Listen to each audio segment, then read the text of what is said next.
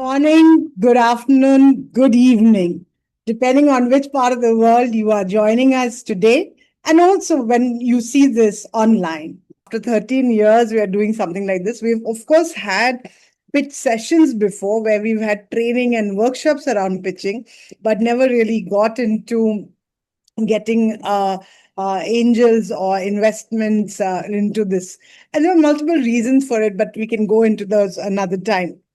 And I'm so pleased to be doing this with someone who I genuinely, not just, like what is natural, but respect, right? Because the very act of focusing on women entrepreneurs takes a lot of courage. I know I tried it right when we initially started, when we were a part of TIE and we were very active with a lot of women entrepreneurs and the investment circles. We tried it and we spoke to so many people. And I remember people telling us that, "Are entrepreneur milna hi itna mushkil hai. What you want us to now narrow the funnel even further and look only at women entrepreneurs?" It is that difficult, right? And I remember that we had this angel investment firm that came in from the US, Golden Seeds. And they also focus only on women entrepreneurs. And I asked her the same thing, how are y'all managing it? And she said, it's very difficult, very difficult. But we've been lucky to get some male allies who have come and joined hands with us, and because of which we've been able to do.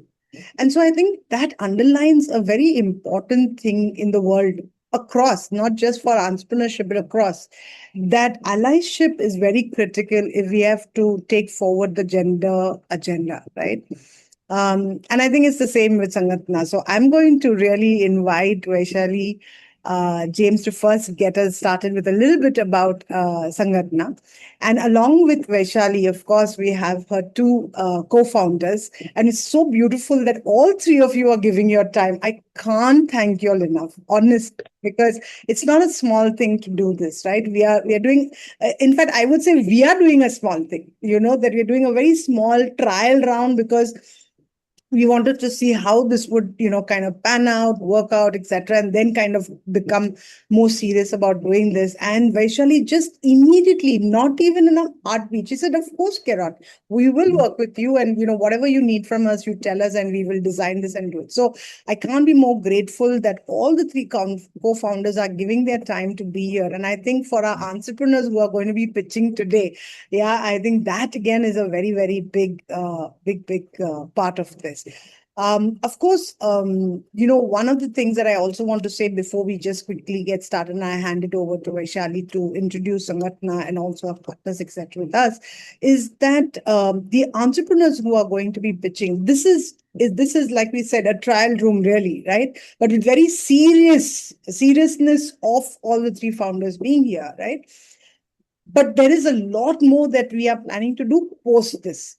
So this is like our first cohort that will start that community that we want to do with Sangatna and Angels. And like I said, I'm super grateful for that.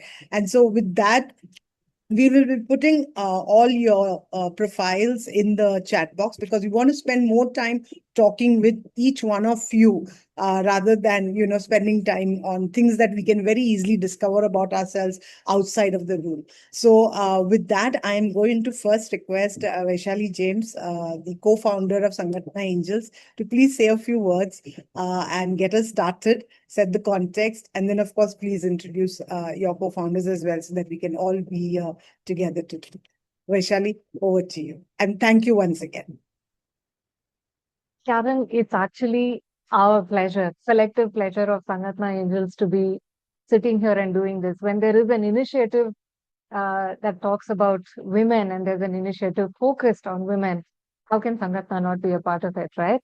So we are as grateful for the opportunity and to see such lovely faces. I'm sure we'll hear some very interesting ideas as well. Very quickly, in a nutshell, and this is what gets the entire room. There are some faces that are slightly nervous, what's going to happen. This one-liner, it just sets the whole tone. Sangatna is like a matchmaking site, a matrimonial site, or a dating app, if you will, right? We've got the entrepreneur at one end, and we have the investor at the other end. And Sangatna is in the middle trying to matchmake. We look at what the entrepreneur does, we look at the theses of our investors, and if there is a happy match, they go on a date. If the date turns out well, hopefully they get married, and that's really the goal. Um, and that's what Sangatna does. My co-founders, Gayatri Maragadavalli and I, we've known each other now for over 8 years. We came together specifically with the express interest of keeping women in the workspace, either through their chosen careers, and that's how the three of us met. We overlapped in an NGO called Anita Berg, and we found resonation about women, and our thoughts about women in the workspace were very, very similar. Um, and through the journey, we also realized that in the investment circle, a very, very critical part of running or founding a startup is investments. And when you look at the investment side of things, women don't have the equal power, they don't have the equal room space that the male co-founder has. And through our 1 year of research before Sangatna was even announced to the public, when we talked to over 200 women, we realized that the thesis we had put together, that women don't get that attention that they deserve, actually brought us together to create Sangatna. So that's in a quick nutshell what Sangatna does. I'd like to, invite Gayatri and Maggie to say a few words, and then we can hand it over back to you, Karen, and listen to all the beautiful women out there. Thank you, Karen, for doing this. I think we are extremely pleased to be here. And I consider myself a techie at heart, moved to finance and now into impact investment, as well as for the climate financing and environment for the overall environment. And I'm so happy to see some familiar faces here as well. Sudha is here and Soumita is here. I'm looking forward to all your pitches. Thank you for being here. Yeah, same here. This is something we've always wanted to do, is be in the company of women entrepreneurs and really, stay the sidelines and cheer them as we see them succeed and do whatever we can to bring it all together. Like Vaishali said, when all of us got together and thought about what really matters today for gender equity, we realized entrepreneurship is one place which is severely under addressed.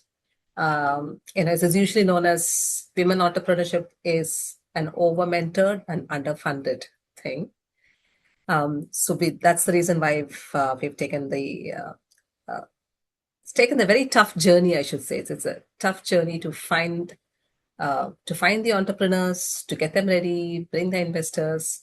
But it is also such a rewarding journey every time we get closer to it and we find that one of our entrepreneurs is making news. It is such a heartwarming thing to see. We hope to see a lot come through this session as well. I'm going to leave this big opportunity and the task to my co-founders Vaishali and Gayatri and drop off, because unfortunately I have a prior commitment. I couldn't move. This session moved a little bit and it kind of I could not accommodate, but Vaishali and Gayatri will take it forward. Thank you so much for the opportunity, Karen. And I'll catch up with all the entrepreneur notes a bit later. Thank you so much.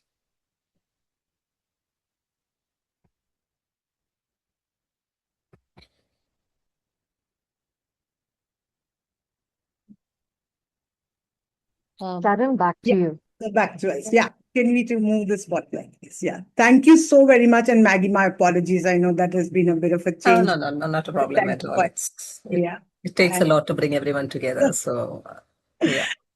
Okay. So welcome, entrepreneurs. As I said, you are our very first, cohort, so to speak.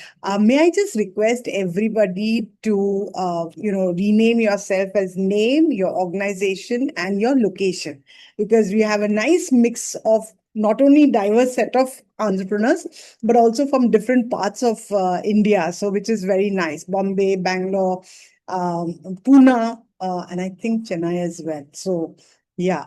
So that would be nice to know each other. And the way we are going to go, yes, no, you know what? We need to give, yeah, I can see great. So Gaurav started it. So I'm glad we have an ally, by the way. So Gaurav Puranik, I must introduce him as well. So Gaurav, you could maybe if you can turn on your video, it will be nice to see you. So we have an ally in the form of Gaurav Puranik. He's based in Bangalore and very, very, very into the whole investment situation of how do you really identify entrepreneurs who need a lot of support, not just only from funding because that is also required, but I like the word over mentored. So true, right? But also who want, like on ground operational support. So I think on one hand, yes, over mentoring is a very real thing, but on ground support hand holding, that doesn't happen too much, right? And so I think Gaurav has really been great. Of course, a lot of his focus is on green, but he's been helping entrepreneurs right across. So I'm really glad he's also been able to join us over here, because going forward, as we said, it's not just about today, it's really about what we want to do going forward from here as well, right? In different ways. So thank you, Gaurav, for joining us. Really appreciate your time, right? So the way we're going to do this is be as fair as possible, right? So the best way is alphabetically, right? No, based on your name. So if you're worried why you're coming first, or you're worried about being last, please go back to your parents. I had nothing to do with it. Yeah, so we'll go that way. But I think Amisha is not here. She's the first person. I don't see her with us, Amisha Parekh. So is Hema here? Yeah, Hema, can you I'll just just check with her. Yeah, please, if you can just check, because I just realized that she's not here. Yeah, all right. The second we have is, so we have 10 of you. We have selected 10 people. Okay, so 10 of you who have made it to this. And as I said, alphabetically and different, right? So what we are going to do, let me just first explain that and then I'll get everybody on board. So the next person is Lalita. So Lalita, I'm just giving a heads up so that, you start preparing. And the easy way for you to understand, one more way for you to understand who's next is just go to the participant list and you're alphabetically there any which way, so you know when you're coming next. Okay, that's the easiest way I can say to kind of give you a heads up. But of course, I will also put it in the chat box so you can keep an eye on that, right? We're keeping this very simple, right? One is because there is a time constraint, and two, because this is the first time you're doing this with us. We would not want you to kind of get into very deep financial information or any IP related, because we're having an open session. Normally, when you do a pitch, we normally do it just one-on-one, right? We would never bring in other people. But we are looking at this as an opportunity, as I said, being the first cohort, that we're going to be supporting each other as well.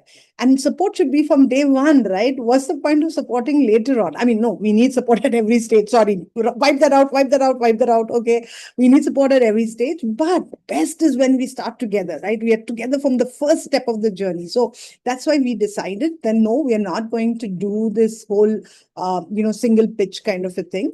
We will do it over here itself. Also, we will not have a pitch deck, because we don't want it to be that formal, and we will have another round, of course, post this, based on what happens over here, which one of you seem to be more of a fundable place. We'll have a separate conversation at Sangatna, a lot more serious, formal conversation. But as part of the mentoring part and the community part, all of you are eligible, right? All of you are already part of it. Let's put it that way, right? So that's why we are going to be doing it in this way. You will get, 3 minutes to do a pitch. Okay, first initial introduction. So your elevator pitch is normally 30 seconds. We are giving you 3 minutes. I think that's a good amount of time to give you. And we will ring the bell. I mean, literally, I will step in to stop at that point. So you will there, and then we have Q&A. We would really, like I said, we really want it to be interactive. We want to understand you, and we will have 2 more minutes for 1 or 2 questions from the rest of the cohort. Okay, they could also ask you a question or 2. So you need to let's be really interactive. Let's really engage with each other and push. Yeah. So this is the format. Any questions on this? Any comments on that? I'm happy to take that. I'm looking for my phone for the watch. And okay, fine. I will find it. Yeah. Any questions? Any thoughts on that? Kiran, what all should we cover in it? So, I keep it very simple. Vandita, you've heard me before. Just talk about first why are you doing this, what do you want to achieve, and how do you plan to do it? Why, what, and how. Slightly different from Simon Sinek, okay? Because yes, your why is your purpose. Your what is what you want to achieve. I think that clarity of what you want to achieve. Thank you for asking the question because I think it's good for everybody to think what would you like to achieve, right? And how do you plan to go about it, right? Maybe one more thing you could add in the why is why you come here to and what kind of funding. If you're looking for funding, why do you need that funds? Just add that one piece in it, okay? Because we are talking from a funding perspective. So your why should also include why you here, okay? That's about it. Is that clear? I will put it in the WhatsApp group as well. Yeah. So purpose of the organization plus funding. Why do you need the funding? Okay. Second is obviously what you want to achieve with it. Okay. And how do you plan to do it? Do it. Okay. That's it. Right. Very simple. You want to keep it. That's why 1 minute, 3 minutes, you should be done. Okay. With that. Okay. Is everybody comfortable with this? Yeah. All comfortable? If you all want, we can just pause for maybe 1 minute and give you some time to think it through, especially because Lalita will go first. Yeah. As we said, this is not a formal setting. This is really a setting for us to go further. Yes, Vaishali, please come in. If I may just add one point to all the entrepreneurs, while we are keeping it simple, what will help Gayatri and I also see this from your lens is why you. So when you're covering your why and your purpose, it'll be also nice to hear what is it about you, your profile, your family background, or anything, if it's like a personal anecdote or anything that's happened in your life that made you start on this journey. So we understand the founder and product or organization fit as well. So in one line, like we had said when we were introducing ourselves, that we found that there is a large vacuum or a lacuna when it comes to investments for women. And that's what brought us together. And that's why we are in this journey. So something similar on the why of your organization and the fit for the founder, I think will be useful. Great. Absolutely. Gayatri and Maggie, would you all want to add anything to that? We are good, and we will take probably 2-3 minutes for follow-on questions. Yes, That is, absolutely. Yeah. Great. All right. So with that, I think Amisha is here, but since she is not heard what we said, so Amisha will give you, we'll maybe take you towards the end so that you have some time to hear the others and what has to be covered. And I will share what we just said right now in a personal chat to you. Okay. So welcome aboard. Okay. Great. So, Lalita, we will start with you, and your time starts now. Good evening, everyone. It's such an honor to be part of this pitch fest, I would say. It's the first time I'm pitching, and Karan has been pushing me to do it. Thank you. Thank you for the opportunity. Again, now let me go straight into what we are here for. Talking about my company, Pavani Solutions, we are into the water space. We are specialists in water.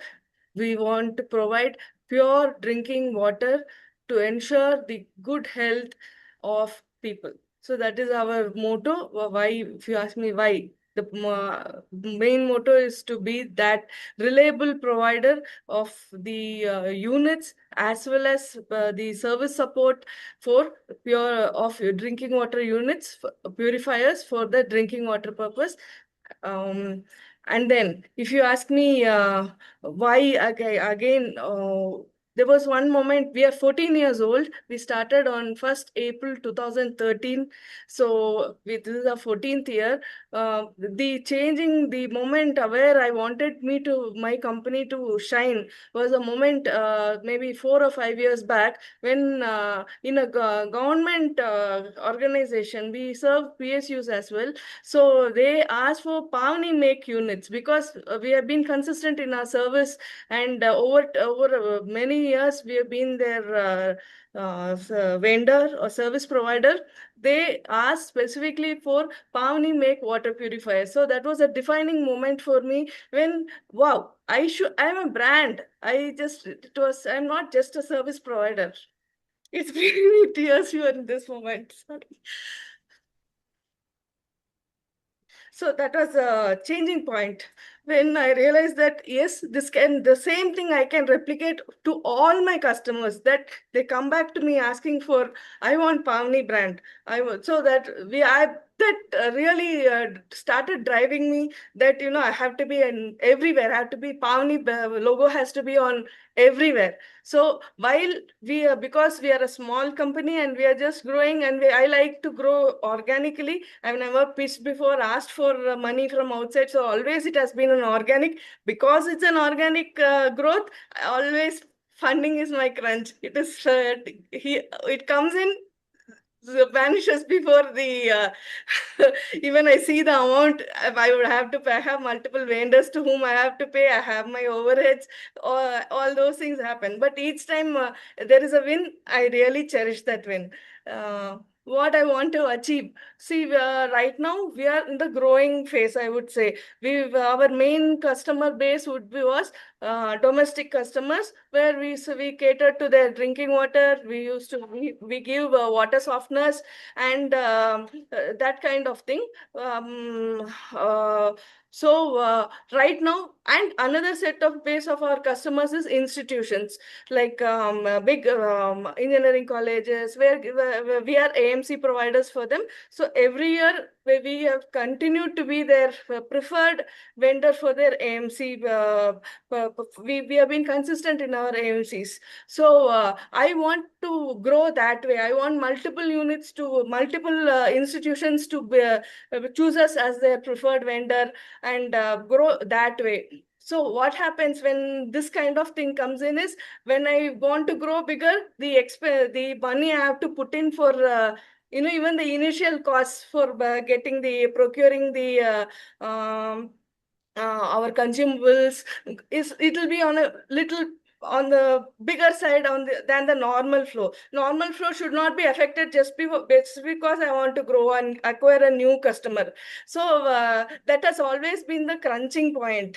How I want to do is, one moment, please. I'm at home and somebody is saying the typical women entrepreneur problems. Oh my gosh. Okay. Yeah, that is a typical answer. Okay. All right.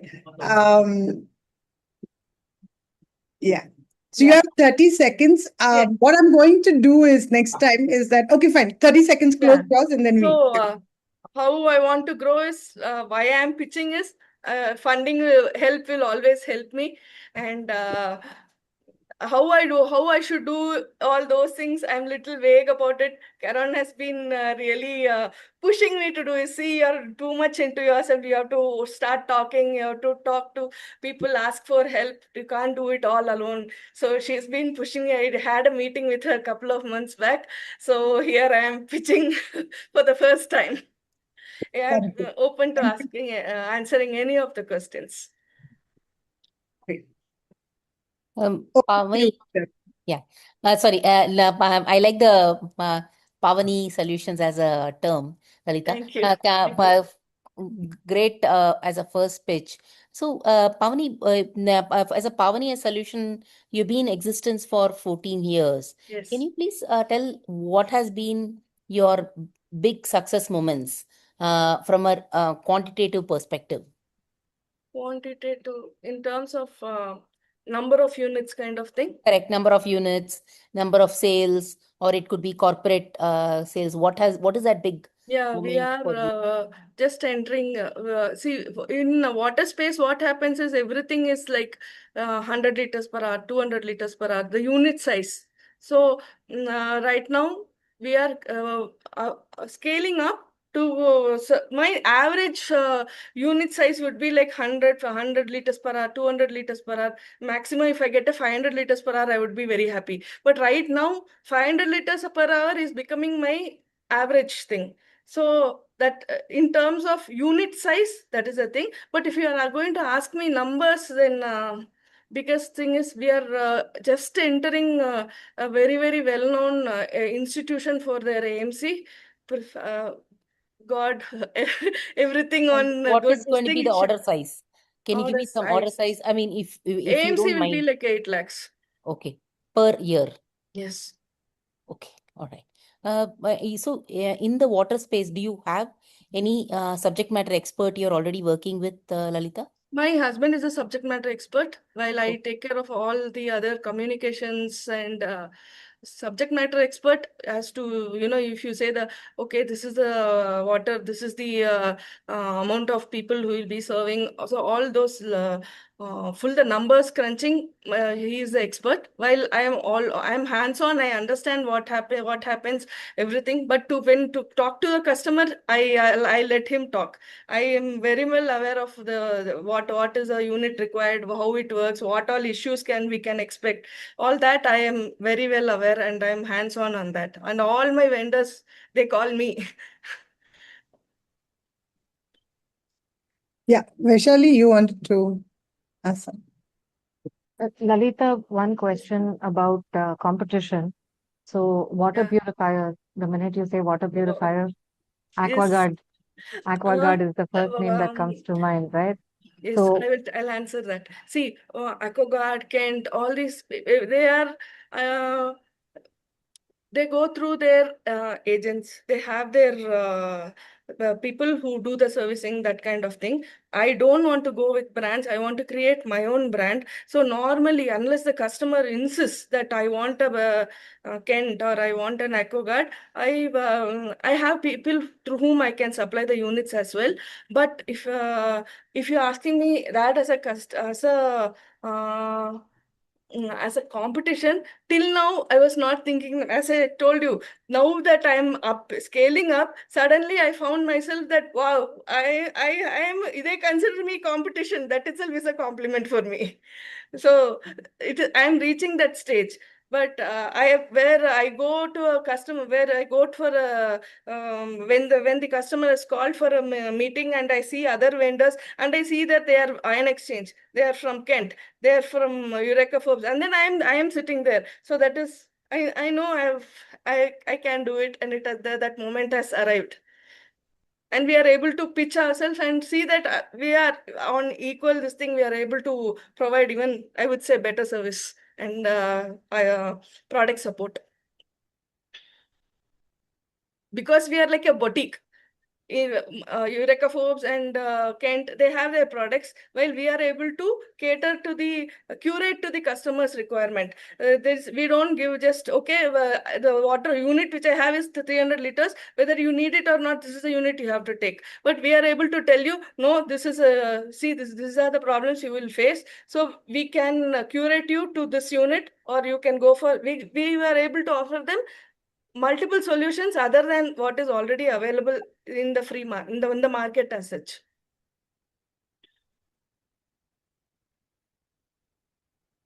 So with time is up. Yeah.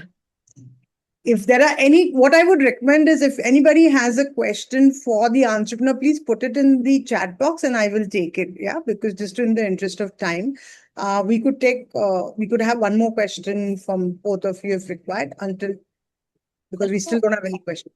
Lalita, if you can contact us right after this in terms of what kind of a help you want, because while it may external investments, you are too early from an external investment point of view.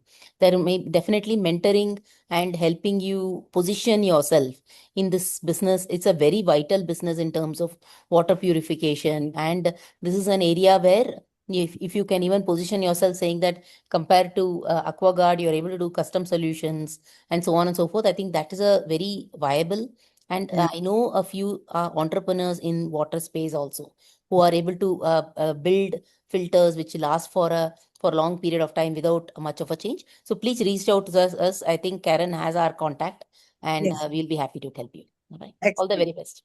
Thank you so much. Thank you for Can we all give Lalita a round of applause?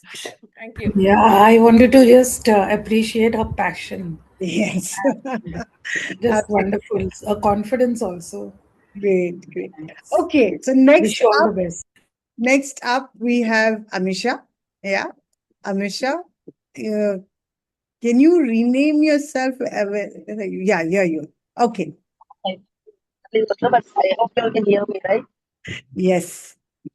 Amisha is actually traveling, but she was very keen. So I think that's why we had a problem with her joining. But Amisha, over to you. Yeah. Can start your pitch, please, now. Hello everyone, this is Amisha Parekh. I'm the trustee of State Charitable Trust. And it's been about 8 years in this journey. We are the ninth year where we are assisting the tribal communities and we providing them livelihood in the forest area. So we are a wildlife conservation trust which works environment and wildlife. So at present we are working with the tribals and trying to understand the coexisting problems that they have. And we are trying to find an alternative solution by providing them livelihood.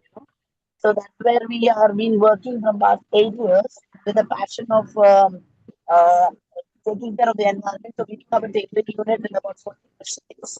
And now we've recently opened up one in Surrey also, where we upcycle all these fabrics, we make bags, and mostly sell with the corporate companies, but the sales are like one and two. I'm not able to hear you very well, Yeah. Amisha.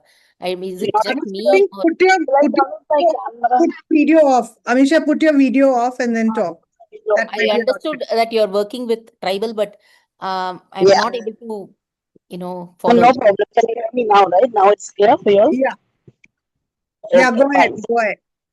So we have 4 projects in our charitable trust.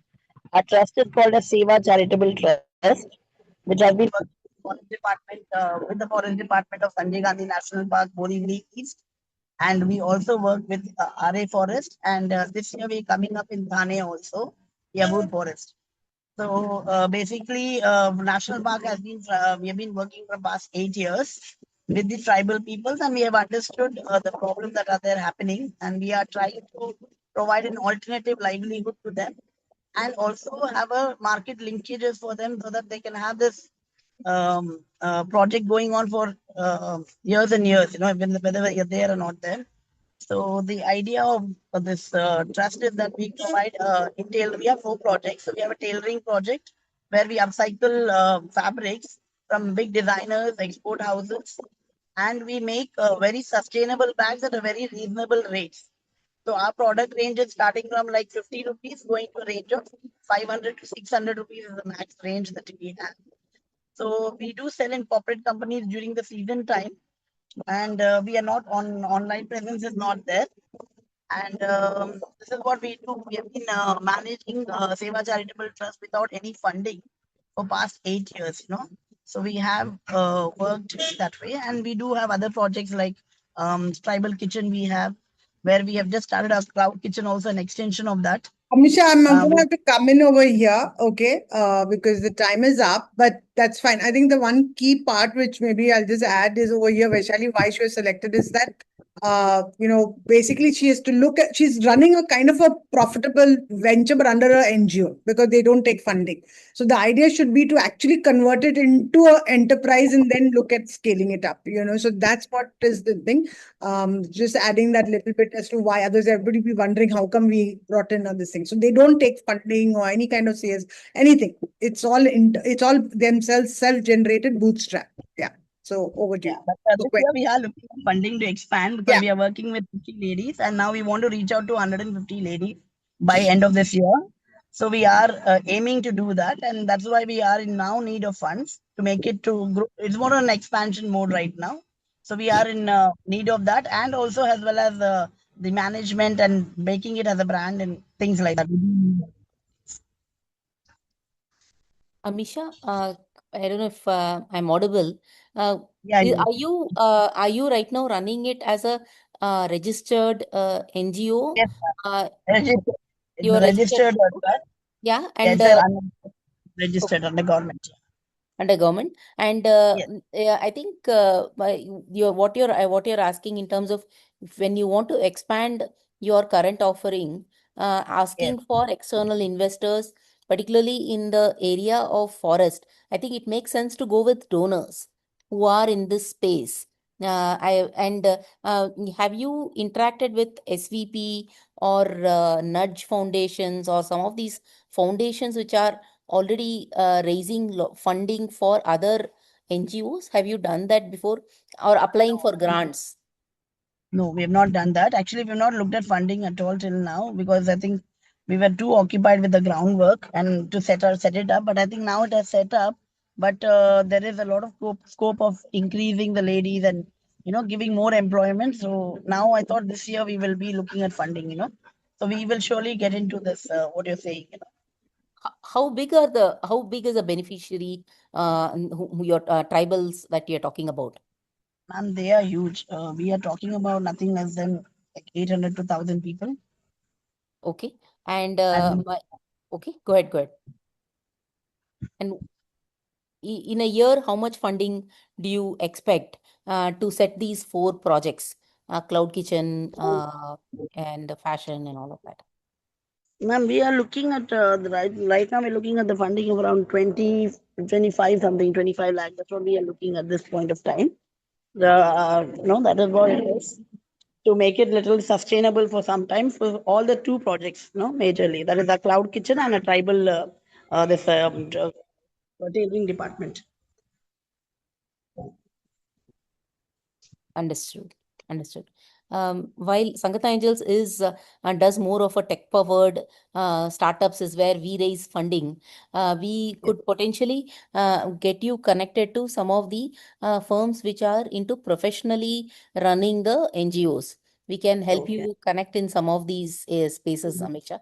If you can share a business plan, like how you are planning to use it and what will be the deployment of funds and beneficiaries in terms of direct beneficiaries as well as indirect beneficiaries and how it will sustain for a longer period of time. If you can capture all these 4 spaces, I think we can look at a network and not just from a grant perspective or donors and stuff like that, Amisha.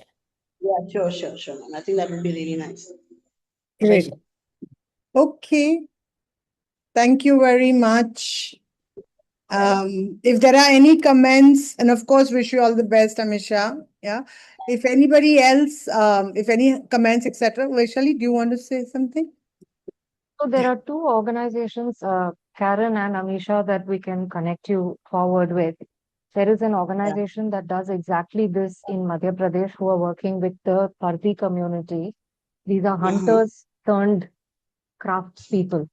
So we can connect you up with them. And there is an e-commerce, quick commerce company based out of Chennai that's working with tribals across the country, and they're picking up their products and they're putting it out online for sales. So we can connect you with both of these organizations. Just get in touch with Karen and we can take this conversation forward. Sure, I'll do that. Thank you so much. I think because it's Amisha, we are very I think we will carry this forward later. Yeah. Thank you so very much. Yeah. Thanks. Thank you. Yeah.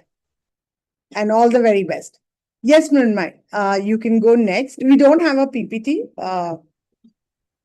because time is very short. Yeah. All right. I think my video is disabled.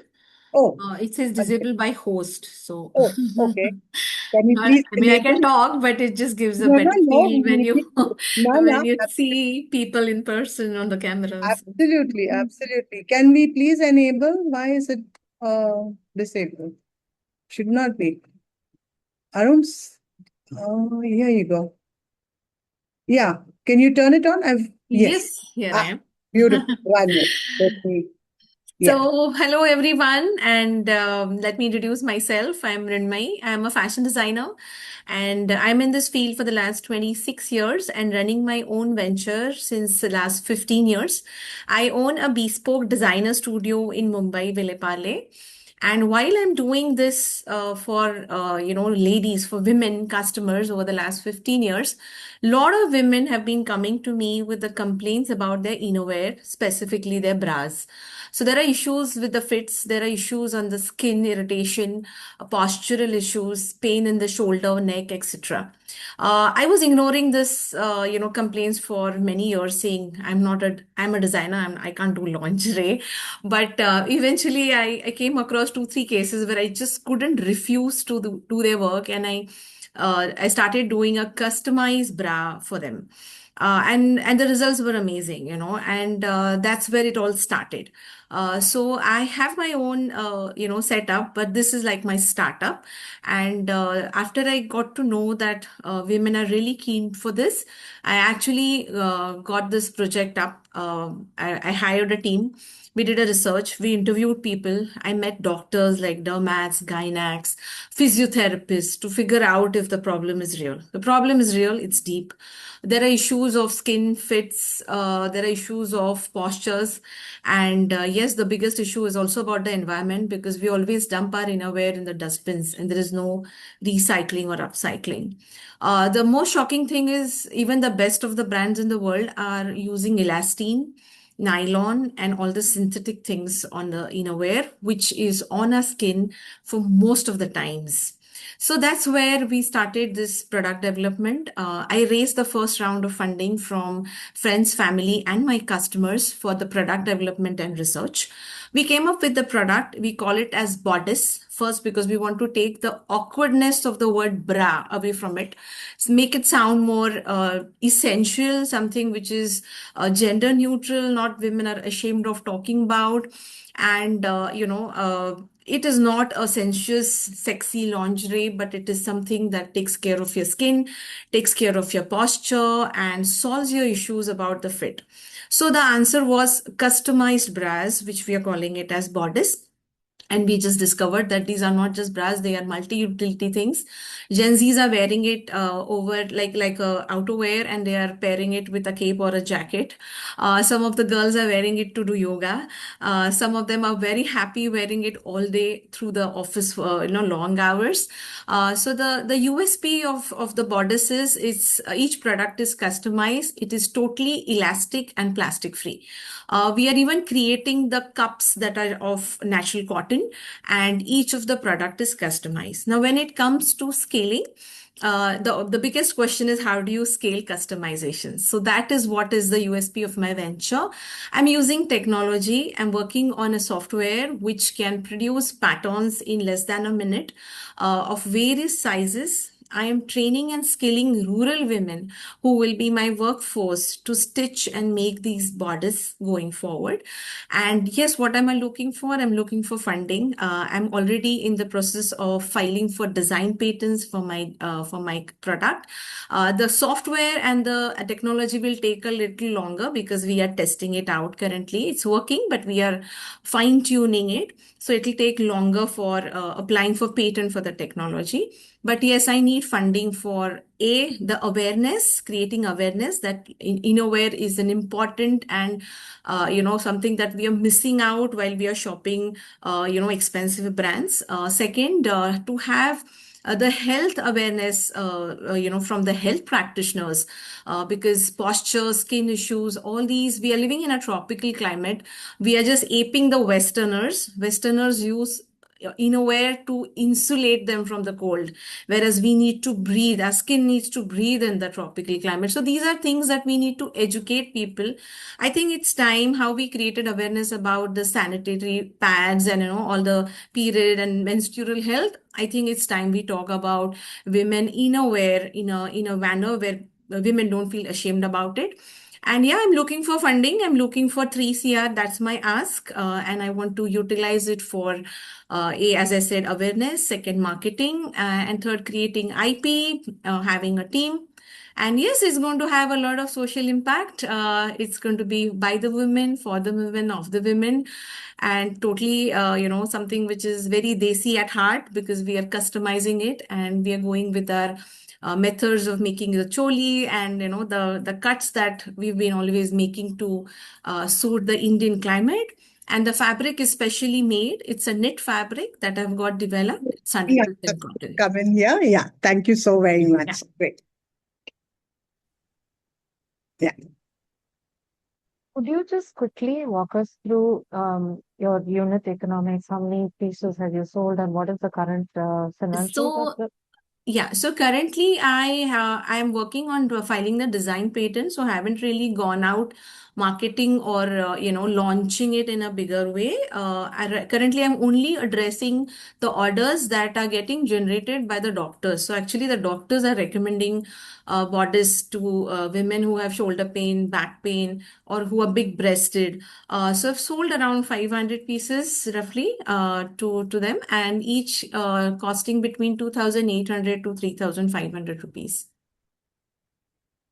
I see your website, and this is the same site that you're looking at doing, or you're looking at envisaging it as a No, separate unit? I will have a subsidiary company, Wonder Bodice. Right now, Nikai Fashion Studio, it's a private limited company.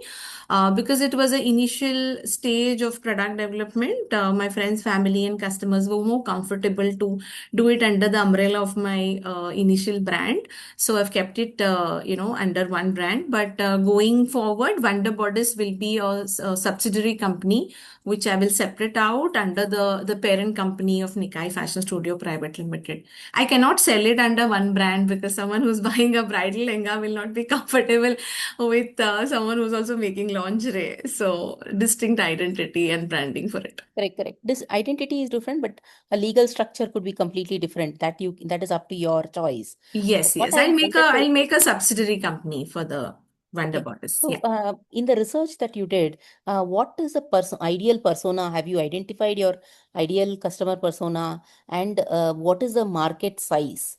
I know you're asking for 3 crores, so that's the reason why I'm asking. Is there a market size? I know Karen is looking at me from a timing perspective. I will share If it, you want to Gayatri. share that, I I think will. that would be both from a research perspective, what has been the ground up research, Yeah. and the size of the market, and what is the size? I mean, please don't include Amante or jockey kind of a generic ones, and look at if you have already done something very serious research in terms of custom bodies requirements and how you can reach them out in terms of GTM, and if you can also include if you in your business plan as to what you're looking at doing.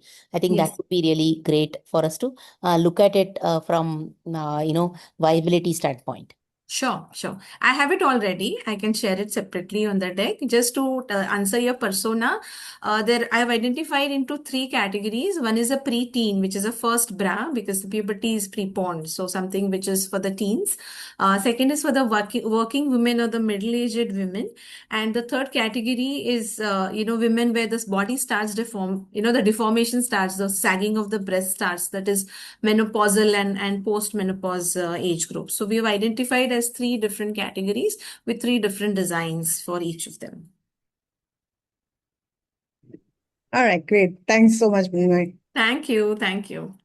Okay. So I think just before I call Ranjana, she's going to be the next. I must say this, that, we have kept this application very simple because, like I said, we are going to have another round based on this, right? So if you all are very serious and we will be talking to y'all, then a business plan is obviously a must with deep financials very clear over there, and your research, right? Because your competitive analysis, without that, I think you cannot go looking for funding for sure. I think these are your 2 fundamental rock solid requirements. Product is a given, so I don't have to tell you about that. But 2 things, the competitive analysis and the business financials, a proper plan would be a prerequisite before we can, go to the next round, right? And that will be discussed, etc. So we will talk with you all more.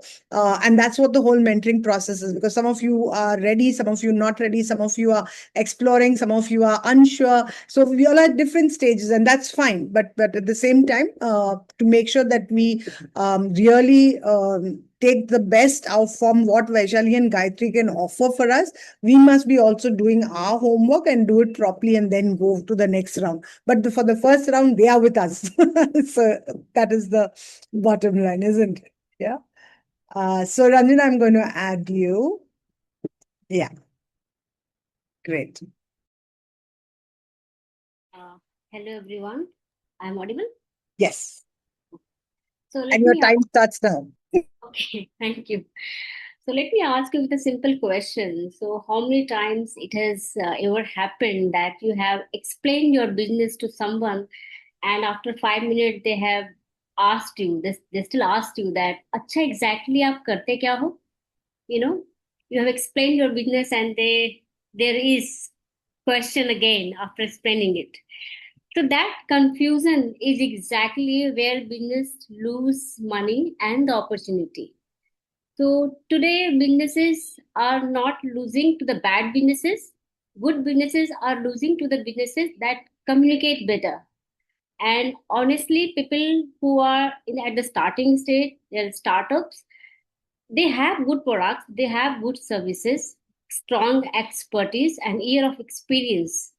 But what they don't have is strong communication. They have weak communication. And in today's world, if people don't understand you quickly, they move on quickly. And here we come in. Like I have a video production company. It's called Creative Cut. So my background, I come from a TV background, entertainment industry. I worked here for like 10, 12 years. That was a world that the dream job for many. I left that because I really did not find myself fit there, because the drama, the tear, the fight, and everything. So I was like, I know storytelling, and I am not doing justice to my skill.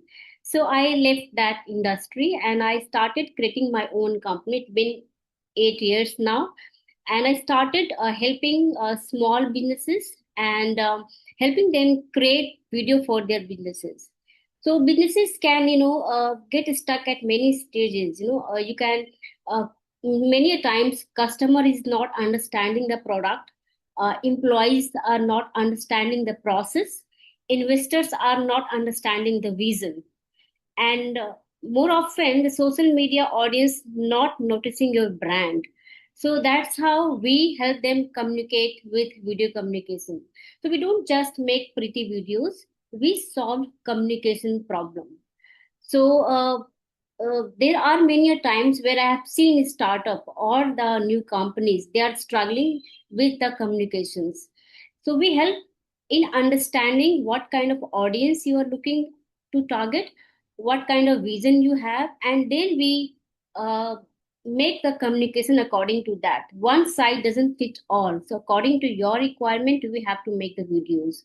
So communication is a part where we work in, and we have been working with a lot of organizations right now.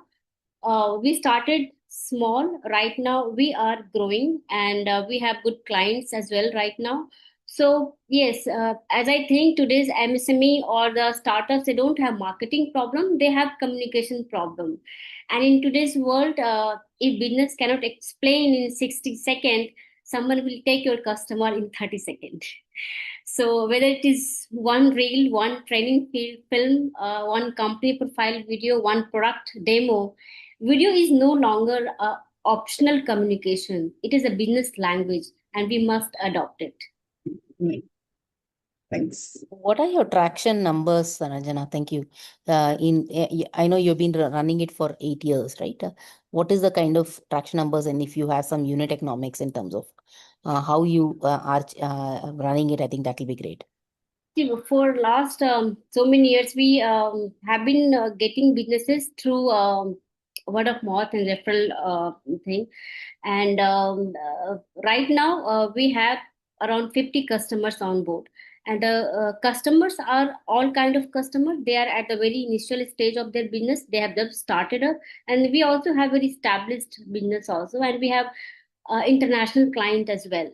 So all those kind of business we have. If you're asking for any specific number, Gayatri? When I said unit economics, it must be around how long it takes to acquire a customer. What is your per project revenue and average order value, and those things I was asking, Ranjana. So order value depends project to project. So we know some project takes 2 days to complete, some projects take 15 days to complete, some project takes our expertise, because we are in the industry for more than 20 years now, and some project doesn't take much kind of expertise. So the project value varies from 8,000 to 8 lakhs, I would say. And if there is some kind of retainers, like we help client also build their YouTube channel. So like the service sector where people don't sell product, they sell confidence. Like when you are into industry of service, like you are into healthcare industry, or into your interior designer, or you are into medical field, then you're not selling the product, you're selling the confidence. And in that case, we ask them to build a kind of regular system where people can see your work, your confidence when you talk, the credibility that you have. So in that case, we help them build their regular communication system. That could be some, if it is in the B2B sector, it could be the YouTube channel. And if it is the LinkedIn content, if then to B2C, then Instagram reels and all that. So it varies depending on the clients, what kind of client we are dealing with, and what kind of requirement they have. So that's how we deal client to client. Vaishali, you had a question? Ranjana, quick one. Because I'm a career marketer, I've spent 30 years in the marketing field. Allow me to understand what your USP is, not only from other boutique firms who are doing this, there are large creative agencies doing this, and now there is AI as well. There are plenty of AI tools that generate videos. So what is the USP that Creative Cut brings to the customer? Okay. So the most important factor that we bring to the table is an understanding of business and understanding of which market you're trying to place your product, right? We work very closely. We don't, leave things to the people that are working under us. We handhold the clients ourselves. So me and my husband, we both have worked into this industry for more than 20 years. So collectively, we have 40 years of experience. We have worked with Discovery, we have worked with National Geographic. So we have cinematography storytelling experience with us. We know what works in the market, and what kind of client and what kind of target audience you're trying to reach, and we know what kind of language it will work. So if you're trying to pitch to the investor and you're trying to pitch to the college going people, the language will be completely different. The visual that you're trying to show will be completely different. So the expertise that bring to the table is something that is different, and you will not see. Of course, I know there are people are using AI for that. To use AI effectively, you need expert people to that. We also use AI for our customers. So so even to use that AI tools effectively, you need to have the understanding of storytelling. AI will not bring that. AI is tool. How to use that tool is someone needs expert to do that. Great. Thank you very much, Ranjana. All the very best. Thank you so much, Karen. And thank you, Vaishali. Thank you, Gayatri. Okay, Rupali, are you ready? Great. Yeah, hi, good afternoon, everybody. My name is Rupali Kulabani, and I've been a party planner since 15 years. I'm a single mom, and I've got two kids. One's now become aspiring to be a DJ. He's 19, and my older son is Vivan, who helps me with my events.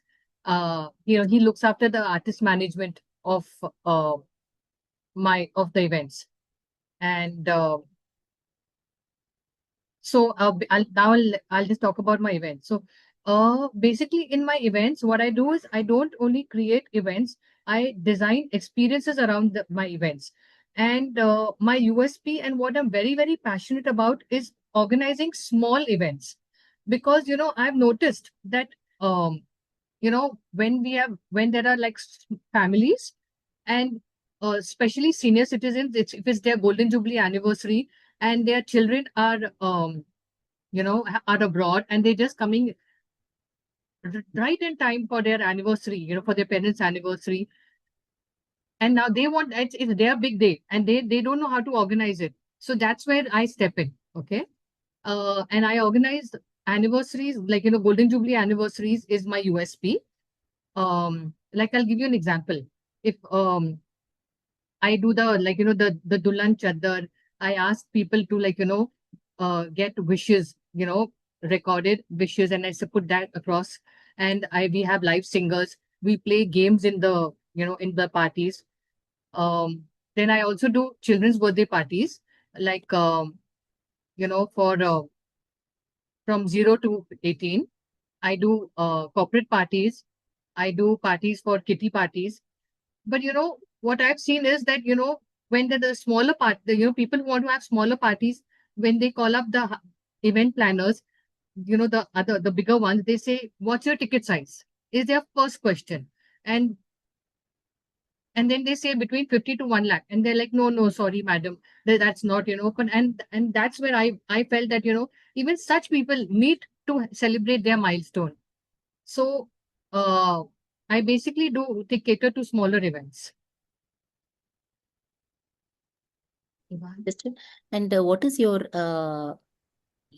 the kind of help that you are looking at, Rupali? So at the moment I have 900 people on my Instagram. I'm not able to get more followers. So I would require more media coverage, more people to know about me, about my work. And I do basically maybe 2 parties or 3 parties in a month. And I want to reach a place where I can do even 1 party a day, because I have the capacity. You won't believe it. In COVID, I had just put up one post that I do online parties, and I don't know, God was kind. I mean, COVID was the best time for me. I have done over 600 parties in COVID. In fact, I was even covered on a television channel. They took an interview from me. People from nowhere came up to me. And like, I'll give you a simple example. Like, I did for Cathedral School, I did an Antakshari party where the principal had contacted me that we'll do an Antakshari party for all the teachers for Teachers' Day for COVID. So that was supposed to be a 1 hour party, and like, engaging. And the principal kept telling me that, Rupali, can we exceed it to 2 hours? Can we exceed it to 3 hours? And that one party lasted for 4 hours. And the ticket size remained the same, but my passion to see people smiling is what really is what matters to me. Rupali, my recommendation, if you will, is if you can engage with a social media person, somebody like Ranjana, or someone who can take sales role also on behalf of Sentiments events. I think that will be a ideal first step. Many of these companies actually ask for a retainer, monthly retainer, and do it for, I think, if I can wear an advisor hat, not an investor hat, for a minute. If you want to try it for a month or two and see how much differential it is adding into your top line, in terms of, if you're able to do 10 parties, if you're able to even bring 3 or 4 parties, and if that cost is helping you in terms of business development, I think that sort of a thing will help in terms of getting a professional to do your BD and create creatives which will help in those. And other is, of course, influencer marketing. I'm sure you know that influencer marketing is extremely expensive. The word of mouth and the your own the school that you're referring to, if they can be your people, I think those are, I think, viable ways in which you can market yourself in the spaces. Yeah, I think given your passion in creating parties, creating memorable moments, identify your ideal persona in terms of saying, these are the people whom I do and I will charge a premium. Or you say, okay, I will only do, I want to do more, I want to spread myself and do everything that comes in. I think that's a decision as a business owner you have to take. And then that clarity of mind, if you have, and go behind the business development. Right. I'm No, sure. I'm pretty sure that I want to do only smaller parties, because there Okay. are, there are lots of people out there who are doing the bigger parties, and that's not my USP. Fair enough. I think we will stop here. So thank you very much, Bali, and all the very best. Yeah. Great. Okay. Vaishali, did you have anything to add? I'm sorry, very sorry. Very quickly. No, I was just saying that probably we can get her mentorship with a social media outfit.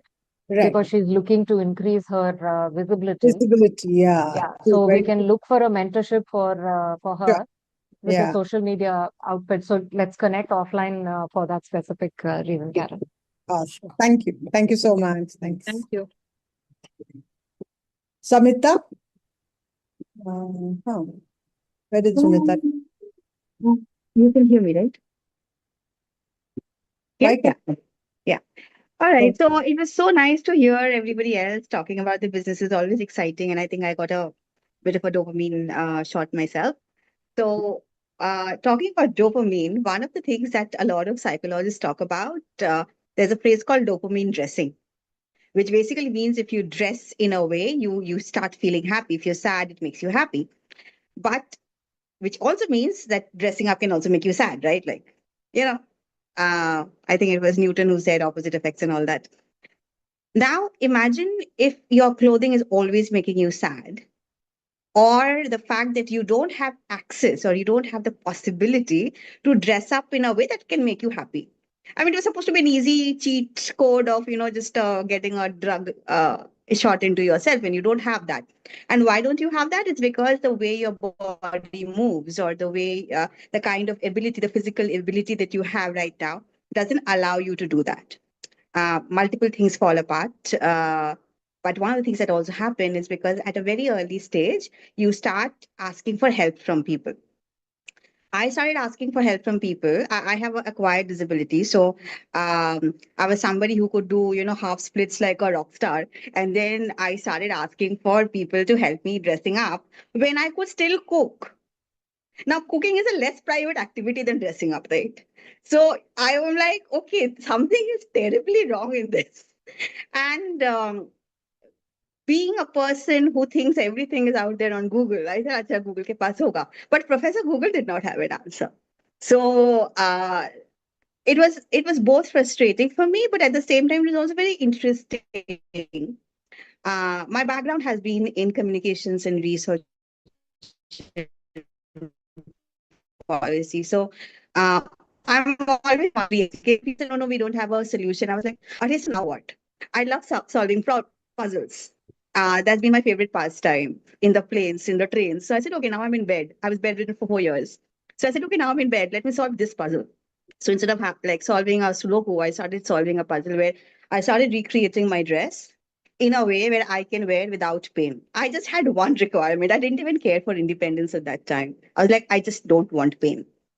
And that made me realize one more thing, that I was not very comfortable showing up even on a video call like this, because I felt that whatever I was wearing, that was making me look like a potato sack. I was like, yeah, potato tak to theek hai, sack nahi hona hai. So I don't mind being a potato. I don't like being a sack.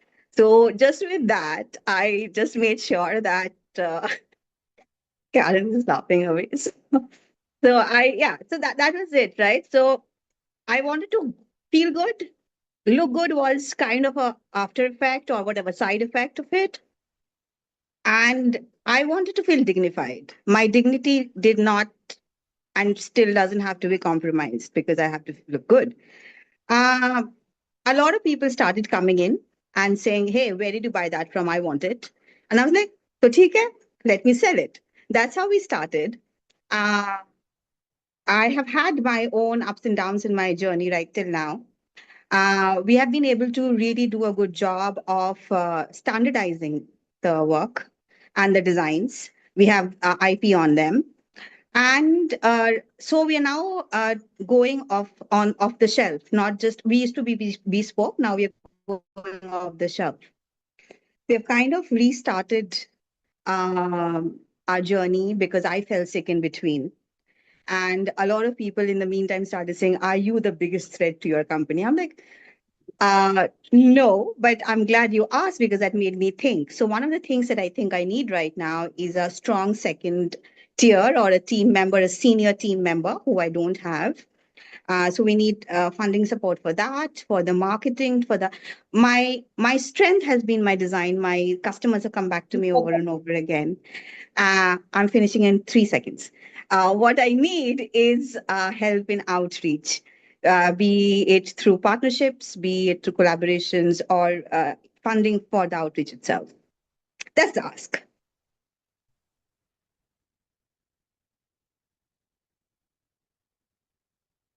Nobody has any questions. Oh my God. No, full disclosure. We know Shaumita and Zayanika from the front row. So Yeah.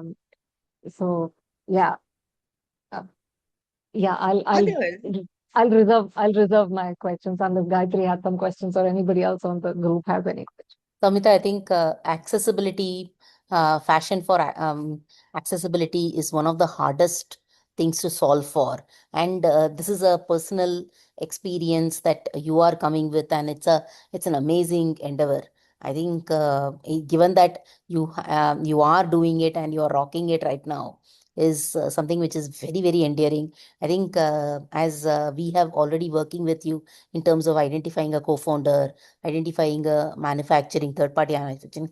One of the things that we are also trying to see is if we can apply for grants for accessibility. I think that is the next logical step we want to try passing, because what happens is this space doesn't sit well with traditional investors at this point in time, at this scale of the business, because the as I said, the number of people who are actually trying to do, rather than the kirana wala dukan say making the change, it is not very easy or anything. I think that is the right now that people are using today, rather than buying the fashionable product and doing it. I think that's a big moat that we have to cross for Zionica, in terms of how we are going to position it, how we are going to say, okay, hey, just like how we have quick commerce, we can also go to the dukan and buy stuff, but quick commerce has changed. I think that is the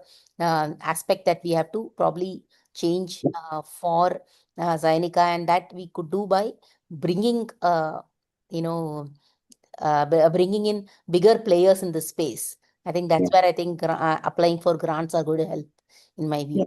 I know Vaishali is more closer to this, and I will let her comment on it. So, Vaishali, if I might just come in for 1 second. So, I think one of the reasons I asked Sumita to do this is because even though I know, of course, both of you are already involved with her and she's already connected with you all, is because I think one of the other things that we want from this cohort is that collaboration within the cohort.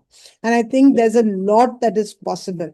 A lot of us have got, senior citizens who we have. So, inclusive fashion is not just only for people with disabilities. It is also for people who are senior citizens. It is also for people who have accidents, right? And these are things we don't even think, we don't even realize that. And I think the message that Sumita has is very phenomenally something that, like I said, the sensitization to it is absolutely zero. Almost zero. I myself went through an accident and I know how it has been, right? So it's only when you go through something like this that you will actually start realizing it. So that's the point why I just told Sumita, you still pitch, because I think there is opportunity for collaboration with others in the cohort. And I hope to see that happen. I mean, Nirmai could be one very easy person, but even beyond that, as I said, senior citizens and other use cases are there. So I hope to see that happen. Yeah. So master stroke, right, Karen? That's exactly what these cohorts do. And that's exactly why we keep them small. If there are 10 people, each person spending 3 to 5 minutes, everybody is understanding what the other person is saying. So, and I was also watching the comments on chat. Mrinmay, who's customizing bras, also it's an extension of an accessibility issue, because it's so critical. If you, at the formative stages, if you don't wear the right kind of bras and you don't have the right kind of support, posture certainly is an issue, but then you develop a chronic back pain that you just cannot get rid of easily. And when you do that, that's when Zionica will come in and say, okay, you're not able to bend. Let's make you clothes that you can wear without bending. So these connections over here are, these cohorts are exactly for that. Very, very critical cohort. So yeah, masterstroke. Thank you. I'll pat myself. Thanks, Amita, and all the very best. Thank you so much. Yes. And you I rock. just wanted to say one final thing because Mrunmay's name had come up. When I saw the invite, it said the co-founders of Sangatna would be the jury. I was like, oh, haven't met Gayatri. This is a great time to meet her. And the other thing was, I was so sure there would be entrepreneurs who we can just exchange ideas with and see where it goes from. As far as innerwear is concerned, I've already solved for the underwear, but I have been struggling with the bra. So, Mrunmay, I would really want to connect and see what can happen. Awesome. Awesome. Thank you. Okay. So next up we have Sudha. Sudha. Great. Thanks, Karen. Thank you everyone for the opportunity and for your time as well. And it is very pleasure to meet you all and getting the idea from you all guys and understanding each and everyone's journey is obviously a motivating factor yet, right? So let me get into the agenda. So I hope all agree that AI is making a lot of disruption in the software industry, right? So with the AI, the software development is much faster than ever. But the infrastructure is becoming a new bottleneck. So businesses are actually building applications quickly at deploying, scaling, and operating them reliably is definitely a very complex and expensive thing. And yes, there are traditional platforms like AWS, GCP, Azure are there. They are incredibly powerful, but are complex for the businesses, especially in the growing stage. So yes, we see that as a very big problem, especially the AI is accelerating the development and all other process quickly, but the same phase is not there in the operational side, especially achieving the operational excellence. So yes, we built a Nimbus platform to address that issue. Nimbus platform is a unified cloud platform as a service designed for small medium business as an alternate platform to AWS and other hyperscalers as well. So what Nimbus does is it enables team to deploy, run, monitor, and scale applications and AI workloads without infrastructure complexity. It completely abstracts the infrastructure complexity. So the business can focus on their innovation and the GTM strategies instead of these overhead yet important activities, right? So yes, with the Nimbus, team can achieve the operational excellence without a steep learning curve, and the costs will be reduced by up to 50% compared to traditional platform. So I'm Sudha Sami, co-founder of Nimbus platform, and we have a very strong decade of experience in this particular domain, the cloud engineering and working for large-scale systems previously. And I own 14 years of experience in this industry, and my co-founder also had more than 14 years of experience. So with all these combined experience and with the study, we have built this platform, and the platform is live for the past 6 months. So currently, the stage is that we are ready to scale. So far, it is completely bootstrapped. Yes, our journey started in 2020, and for 4.5 years, we were working for different clients as a service provider. And yes, with all the cumulative experience, we just saw this problem, and we just took that as an opportunity to build this platform. Now, yes, we are looking for fun. And now the exact state is like we have a team around 15 members distributed for design and implementation, platform engineering, site reliability engineering, and marketing and sales as well. And we have 20 plus paying customers now, and we have created so far 60 plus trial accounts.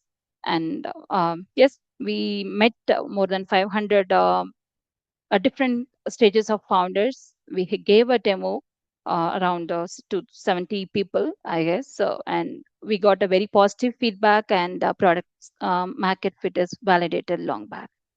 Yes, that's about a quick background of Nimbus and myself as well. Excellent, Sudha. I know we have met a couple of times already, and in terms of what you do and what you bring to the table is amazing. Sudha, one question in terms of how long does it take for you to onboard a customer right now into your cloud, and what is the SLAs that you are using to manage the customers? Yeah. So currently, it's again, as soon as we give the demo, we can onboard the customer within few minutes, I would say, and even the applications can be deployed within few minutes. That's again a unique point when we compare with a platform, because it will not require any further deep study or extensive setup in order to onboard a customer. And even day before yesterday, we have onboarded 5 new customers to the platform, and it all happened in a day. And all the customers were deploying their applications on that day itself. And yes, that's the purpose of the platform as well, because it is completely abstracting the complexity, which let them roll out the applications as soon as they can. How much, if you don't mind telling, how much has been the product side of business traction in terms of how much revenue have you got, and what is it that you're looking to raise? Sure. So for the past 3 months, before that, we were giving credits for the business to use and try our platform.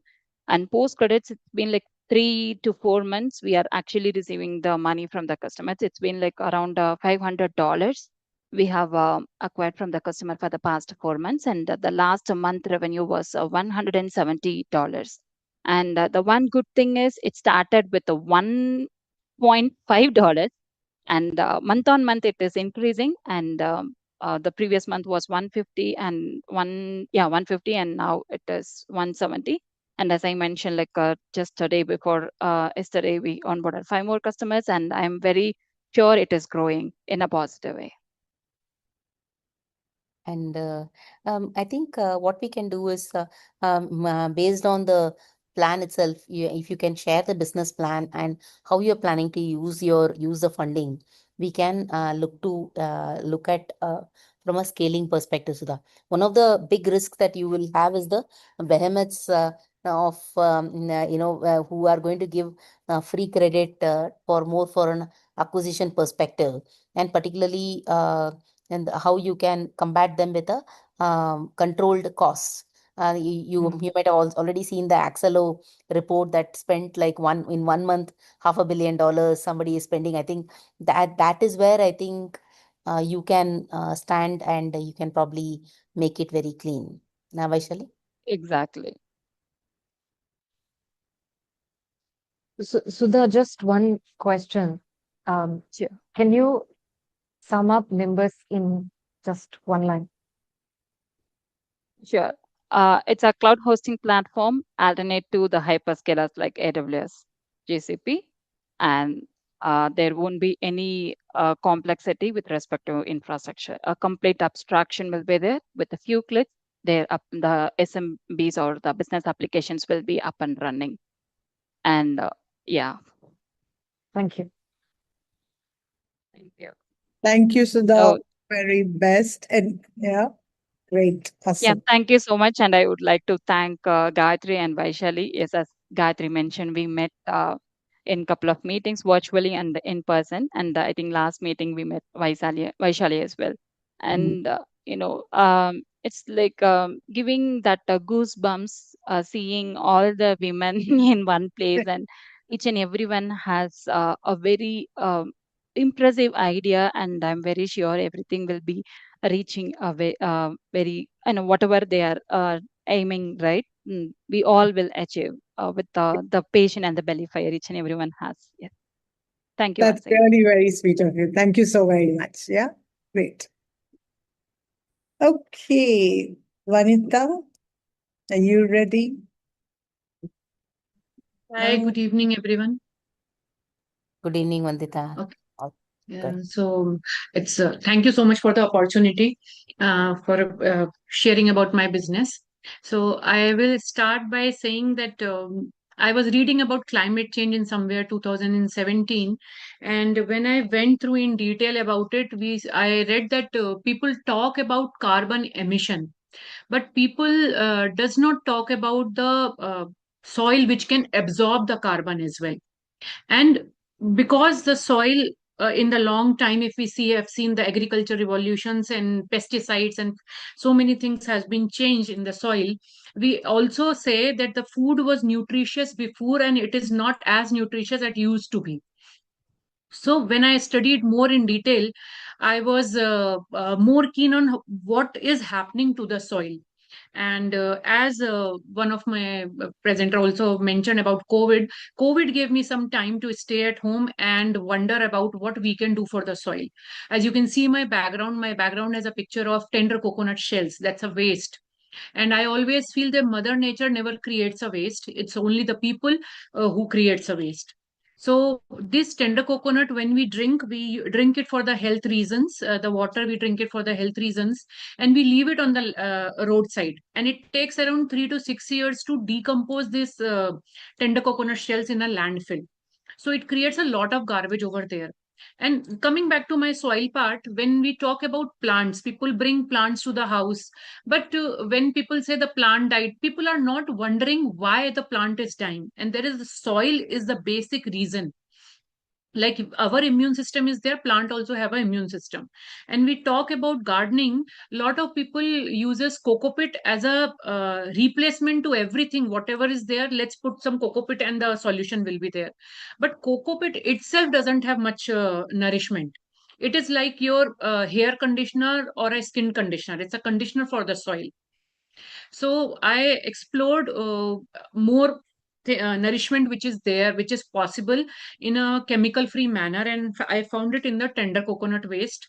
I processed it at my place, and at my place we take around 3 to 4 months to process it to make it useful for the manure.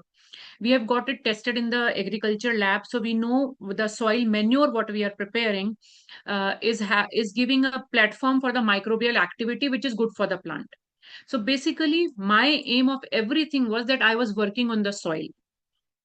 When I took this product to the market, because it was COVID time, people was into gardening, it was very easy for me to bring my product to the people.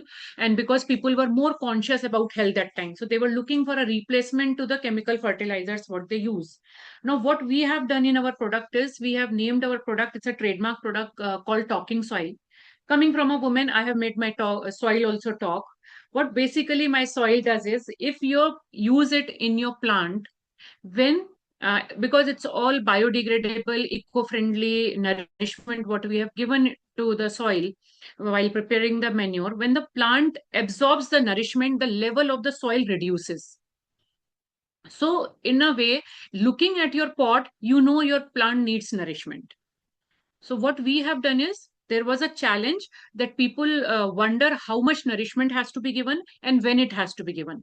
So we came in between and we bridged it, that when the soil level is going down, you can just add that much 2 spoons of it again, and it will nourish your plant again. That is what we were doing. But when we were working on soil and still that climate change was in my mind, I kept on reading what more can be done. And in the cities like we live today, there is a concept what we talk about, Miyawaki forest, which is not possible in the city areas because it needs a lot of land. So in past 2-3 years, after a deep study, we have come up with a version of Miyawaki forest for the city area that is called a 3-layer plantation boundary, which I got an opportunity to present it at the Ministry of Agriculture last year, and which was also proposed for the Atal Bhujal Yojana. Because while we are working on the soil, soil is helping the tree to grow. And when we are talking about the cities are having two issues. Pollution is one of the issue, and water level reduction is also one of the issue what every city is facing. With our plantation in our soil, what a plant does is, we select the plant according to the city and the areas. The root goes down and it pulls the water towards the plant or the area where the plant is there. Okay, so it helps in improving the water level in next 2-3 years time, you will start seeing the water level improving. And with the soil, the soil is absorbing the carbon which is getting released, so it is reducing the air pollution. It is working both ways for the soil as well as the plant. And now when we talk about the soil, I'll have we to have come in. also. Vandita, I'm sorry, Sorry. but we'll have to stop. You're running out of Okay. time. Yeah. I think we Fine. take some more questions in the meantime. Okay. Thank you. Sure, sure. Gayatri, Thank you. Vaishali, over to you. I have to be honest, I am also a plant killer, and I have always wondered why something like this is happening. And Vandita, I think a great endeavor. If you can share something around your traction, that will be great in terms of what has been your last quarter has been, and what is the trajectory that you're working, that will be great. Okay, so we are having the product as well as service, both the things associated to the business, and our ticket size is from 100 rupees and it goes up till 1,50,000 also, depending on the project what we are doing.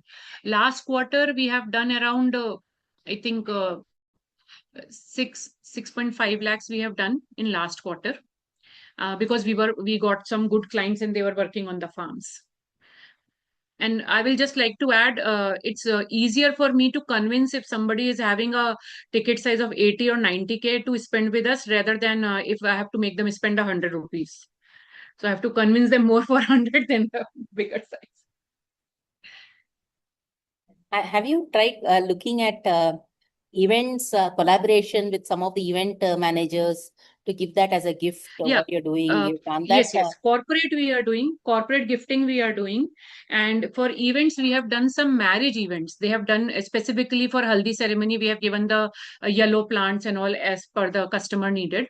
So those we have done. But right now I'm looking for more mentoring, because the challenge which I face is I'm coming from a social impact business, and it's very difficult for people to make them understand why you should use this soil, why it is different from others, and what approach has to be different.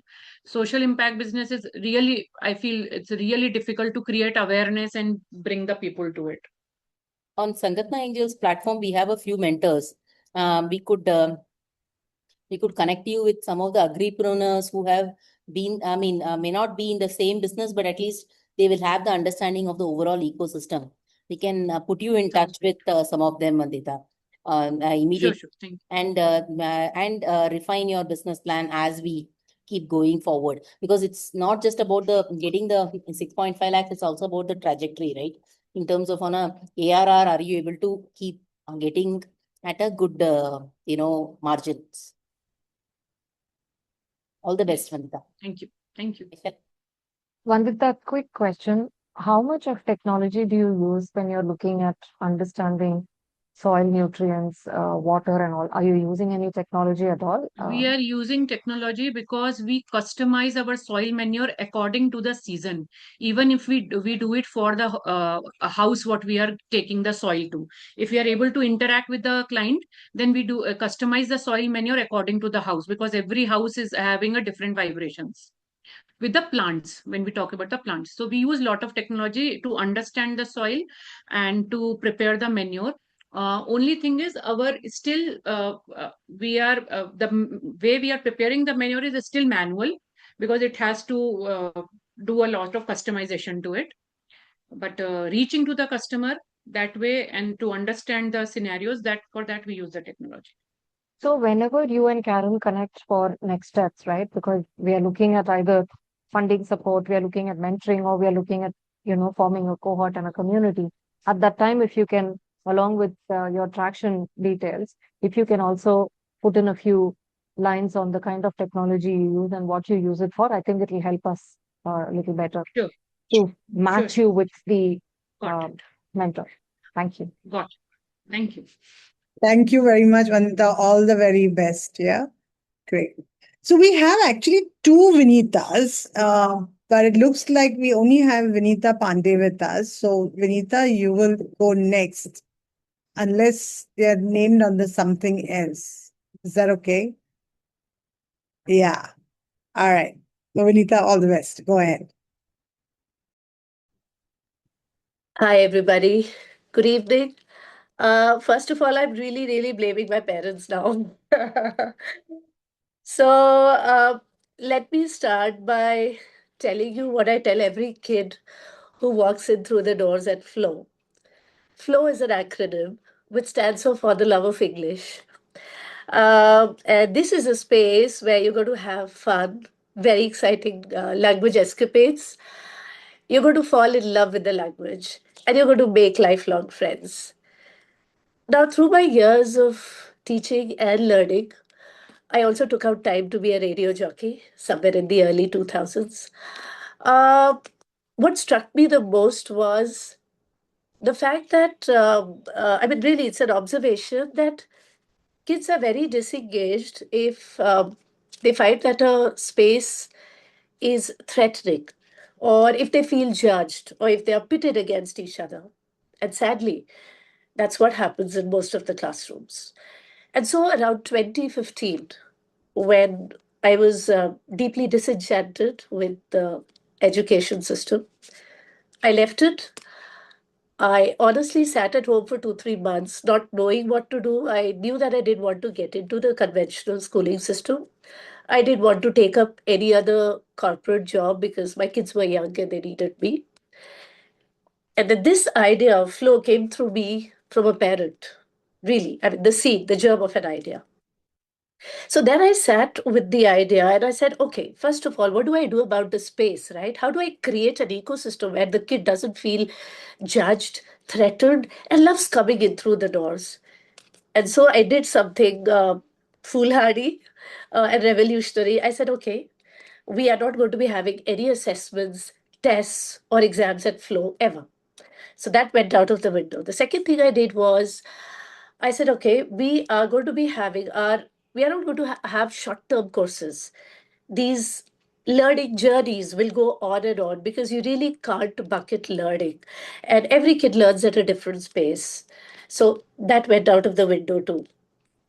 And the third thing that we did really was, kind of deciding that we are not going to go with a rigid syllabi. And so I decided that we're going to have a boundless syllabi, which is going to evolve and grow with the children and with the world around us. So that's really what Flow is about. And then I also sat down to think, okay, what is it that we are going to be doing at Flow? And then another, fallacy that we have with language learning is, and which is, the most of the questions that I get from parents is, okay, is this an English spoken class? Do you do school syllabi? Is it, do you do creative writing? What do you do? And I have to tell them, none of this exists in isolation. So whether, I mean, think of it as a gateway of organized thoughts, reading, writing, speaking. So unless we don't go through the entire thing, a kid will not be able to think and be able to write or speak in the language effectively. And so I decided, okay, we are going to go ahead with everything, whether that's poetry or prose or debates.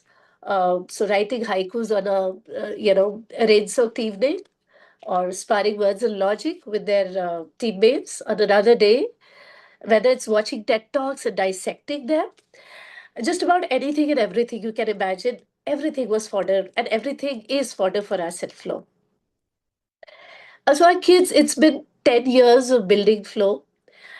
We've gone through, so the first 3 years went in really thinking about how you would take this forward because it was extremely disruptive and extremely revolutionary. And so I would get questions like, so what you're doing is not academic?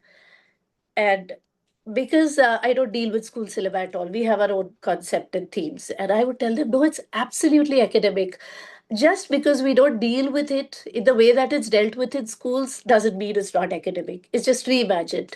So a lot of this, after 3 years of running Flow, I decided, okay, let's build a further cultural space. And I built Book Talk, the book cafe, which was an extension of Flow, but was also a space meant for adults. 30 seconds. Yeah. Oh God, I have not even begun. So here, I wrap it up. And Flow really is a place where these kids have won accolades. They go to the best Ivy League colleges. But really, what I want these kids to do is to have a voice for themselves, be independent thinkers. Now, coming to what I want, right? I think I've had association with schools and colleges, with Prabha Khetan Foundation. I've had creative writing, courses for kids across India. But really, I think what I want to do now is scale this up. Because though I have both online and offline classes for Flow, it's mostly localized. I live in Dwarka, which is a place in Delhi. And I want this to go big because I think Flow deserves it. Because we're talking about the future of of kids really, and looking at the crazy pace of technology and the world, these kids deserve it. They deserve better. And I do think that though there are a lot of other language learning solutions, nobody wants to do the grunt work. Nobody wants to spend years building up these skills, and it takes years, whether it's conversational competence, or it's debating, or it's being able to write poetry, or whether in the world of today, whether it's podcasting, or even the ability to know what is misinformation, disinformation, or malinformation.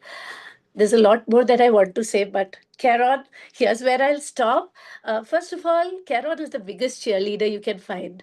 Thank you so much for having me here. And Gayatri and Vaishali, I'm quivering. I have no idea what your questions will be, but and it's been so inspiring to listen to all the amazing women and entrepreneurs here. Yeah. Awesome work that you're doing. I have to say this. Thank you, Yeah, Gayatri. in terms of not just looking at academics based, but also more from a creative writing, creative thinking process. In fact, I was so inspired today by a Harvard-based child who actually gave a very nice speech about how to think about, rather than division, how do you look at a collective wisdom. I was wondering how this child is able to talk for 9 minutes continuously with no script, nothing, and that sort of innate ability to do it. I was very inspired, and I think we need more of flow in our world. And Thank you. It means the world to me. Thank you so much. Definitely, definitely. I think we need such thinkers, original thinkers in the age of AI, to build an alternative way to, communicate as well as build that critical thinking as well. I didn't quite understand the business model of it. I know we are short of time, so I want to probably want to understand that part. But yes, if Vaishali has understood the business model of things, I think I'll probably reserve that comment. Haven't really spoken about the business part of it, so but whatever Vaishali says, yeah. We obviously don't have the time. We'll have to connect on this later. But just one question on what do you think the market is? When I say market, you've obviously thought about this before you created a company out of it. So where do you see use cases, or what is the market size like for a solution like this? Vaishali, am I allowed to say infinite? Because kids anywhere and everywhere need it, whether it's public schools or international schools, because we have schools all over. But believe me, like what Gayatri just said, you ask a kid to say a few lines, and that's where even extempore, they just go blank. They're repeating themselves, the kind of vocabulary. And I believe this is not, though I call it Flow the English Academy, I do think, and without sounding pompous and having done 10 years of grunt work on this, I do think this is so much beyond the English language. It's about, like they say, the limits of your language mean the limits of the world. So it's about thinking, and in the age that we live in, I think these are skills that we are going to be needing really in the years to come. So yes, I'm sorry, Vaishali. I think I tend to ramble on. Have I even answered your question? No, obviously we'll need to take this conversation offline because Diksha is waiting as well, and we all have a hard stop. So let's take this conversation offline and understand this a little better. Karen, if you could. Thanks, Vinita, and all the very best. We'll talk more soon. Okay. Thank you so much. So I think we have Diksha. Diksha, you'll only have 30 seconds to pitch, okay? Because I said this is an additional one. And we're giving her a special opportunity. But yeah, okay. And we'll take your Q&As later on, okay? One more thing is Vinita Kotak. Is she here? Because I've asked before again. She was slated to do her pitch, but we've not heard back. So I'm assuming she's not here. Yeah. I'm here, ma'am. Oh, okay, fine. Diksha, you have literally a minute elevator pitch to give, and then we will take it forward. And then Vinita will be the last, and then we'll close. Yeah, because actually our next session has already started, which is also for entrepreneurs. So I'm hoping that these entrepreneurs who are joining us will definitely enjoy this part of a pitch fest. So please bear with us, and we'll make sure that it will be completed right. Okay, Diksha, over to you. Thank you. Hello, everyone. Thanks for the last minute opportunity. My name is Diksha. We run a startup called Boho Home, where we work with handloom artisans to make home decor products and bags, etc. It's all handmade, loom woven, and it's all made back in Jaipur. The thing is that while working with artisans, I was studying the models across the world, and I realized that people abroad they are actually tracking how many hours they put in the day, how they can calculate the pricing, how they can act the number of products, and how we can scale the volume. All this was being tracked digitally, something that is not currently happening in India. And therefore, whenever we are actually receiving bulk orders or something, we are unable to manage the supply chain or give consistent results.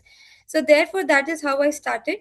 Currently, I have built a supply chain of almost 25 weavers, and we worked with them. We made some designs and we marketed that in Mumbai.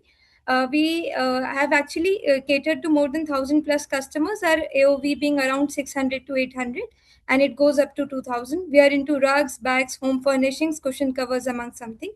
And I am actually looking for mentorship, one to actually for market access to actually scale and market my products better, and second being how we can actually formalize and digitize the supply chain and grow this and scale this. That's all. Thank you. Maybe one question, if at all. Karen, you have Diksha's contact, right? Please share. I can personally help in terms of digitizing her supply chain, and I have the know-how of it. We not have the know-how, the market access part of it, but we can build it out. Awesome. Great. So Diksha, you're part of the cohort. There you go. You go. And this is entrepreneurial spirit, right? You don't give up. You have to ask. If you don't ask, that's why I allowed her to do it, because if you don't ask, you don't get. And many entrepreneurs don't know how to ask. So I think I was happy to do that. Sorry, Vaishali, you wanted to ask a quick question from her? No question. Just in addition, because there was somebody else also who talked about working with tribal women. I think it was Amisha. We were going to connect her with the quick commerce companies here. We can do that for Diksha as well. So if you can just put a mark there, and we can take this conversation. I've already marked out who I'm going to connect with whom, but we'll create that also, enable that, because the PecoWorld Tech platform is exactly for that, right? To create the community and help them to connect with each other. So don't worry, we will do that. We'll also have the mandatory WhatsApp group, but other than that, we'll also find other ways.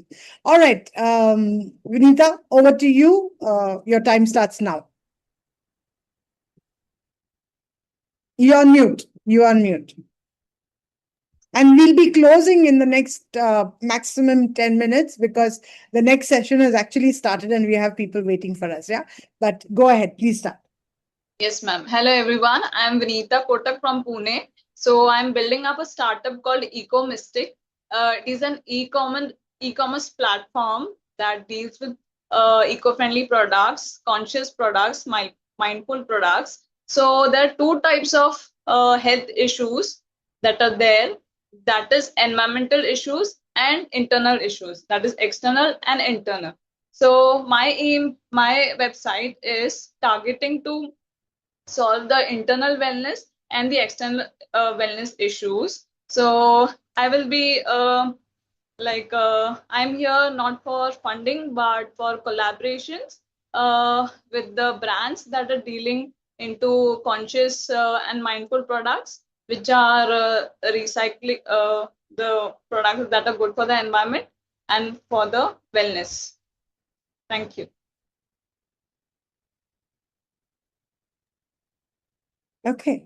So you're not here for funding, then I'm not going to trouble Gayatri and Vaishali with that. But yes, you will be part of the cohort. You will be part of the mentoring that we are offering to those who have been selected for today's Pitch Fest. Yeah. So welcome to that. And yeah, thank you very much. And we will now close, right? So all the very best to you as well, Vinita. Yeah, we look forward to it.